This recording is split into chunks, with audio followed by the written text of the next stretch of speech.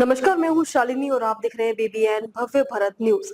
चलिए शुरू करते हैं आज की मुख्य खबरें। देश में कोरोना से 116 मौत, 6000 एक्टिव केस। बीते 24 घंटे में 500 मरीज ठीक हुए, 3 लोगों की मौत। देश में कोरोना वायरस के एक्टिव केसों की संख्या घटकर 5976 हो गई है। बीते 24 घंटे में 507 मरीज रिकवर हुए, वहीं 40 नए केस भी सामने आए हैं। स्वास्थ्य विभाग के मुताबिक जनवरी 2025 से लेकर अब तक नए वेरिएंट से 116 मौत हुई है। बुधवार को 3 लोगों ने जान गंवाई है, दिल्ली में 2 और केरल में 1 मौत हुई है। केरल में सबसे ज्यादा 1309 एक्टिव केस हैं। सबसे ज्यादा मौतें भी केरल में 37 हुई हैं। गुजरात में 1046 और पश्चिम बंगाल में 747 मामले हैं।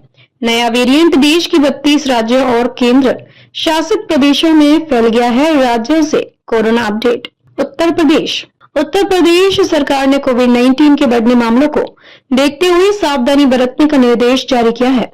प्रमुख स्वास्थ्य अधिकारियों ने सभी अस्पतालों को जरूरी दवाएं, पीपीई किट, जांच सुविधाएं, isolation bed, oxygen cylinder, ICU और वेंटिलेटर जैसी सुविधाओं को तैयार रखने को कहा है।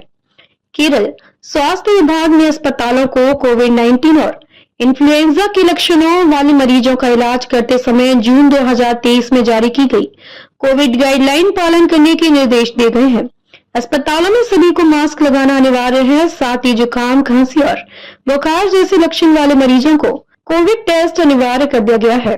Karnataka Gulbarga institute of medical sciences ने में 25 बेड का कोविड वार्ड बनाया गया है। इनमें से 5-5 बेड आईसीयू, वेंटिलेटर समेत हाई डिपेंडेंसी यूनिट और 5 प्रेग्नेंट महिलाओं के लिए हैं। बाकी 10 नॉर्मल बेड हैं। भारत के कई राज्यों में कोविड-19 के मामलों में बढ़ोतरी के बीच देश में 4 नए वेरिएंट मिले हैं।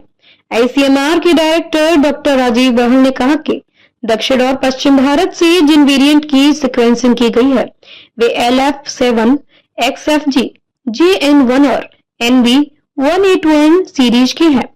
बाकी जगहों से नमूने लेकर सीक्वेंसिंग की जा रही है ताकि नए वेरिएंट की जांच की जा सके।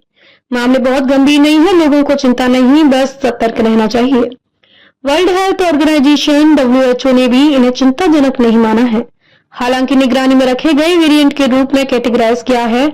चीन सहित एशिया के दूसरे देशों में कोविड के बढ़ते मामलों में यही वेरिएंट दिख रहा है। NB181 के A4357, NB181 की A435S, V445H और T4781 जैसे स्पाइक प्रोटीन म्यूटेशन अन्य वेरिएंट की तुलना में तेजी से फैलते हैं।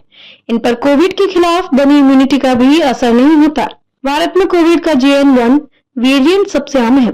टेस्टिंग में आधे से ज्यादा सैंपल में यह वेरिएंट मिलता है। इसके बाद BA2 26% और ओमिक्रॉन सबलाइनेज 20% वेरिएंट के मामले में मिलते हैं। तो अभी तक के लिए इतना ही। मैं शालिनी आपसे विदा लेती हूँ। अगली खबर में फिर मुलाकात होगी एक और खास खबर के साथ। तब तक के लिए बने रहिए बीबीएन भव्य भारत न्यूज के साथ। नमस्कार।